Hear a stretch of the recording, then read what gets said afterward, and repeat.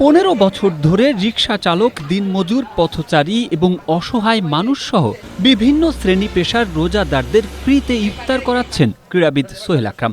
রমজান মাস মানেই সংযম, সহমর্মিতা ও মানবতার বার্তা।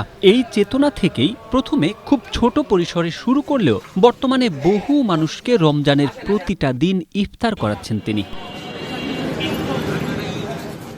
ইফতারের সময় মানুষের মুখে হাসি দেখলেই মনে শান্তি পান সমাজসেবক সোহেল আকরাম। তার এই উদ্যোগ এলাকায় মানবতার এক অনন্য উদাহরণ হিসেবে পরিচিতি পেয়েছে।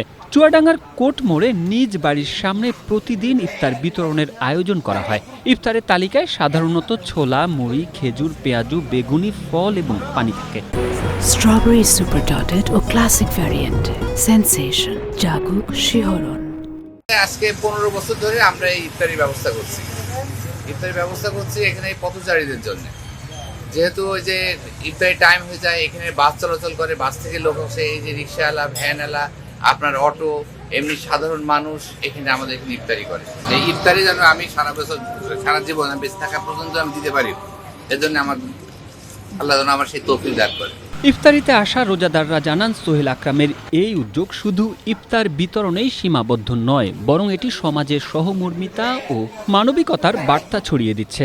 অনেক তরুণ তার এই উদ্যোগে স্বেচ্ছাসেবক হিসেবে যুক্ত হয়েছেন।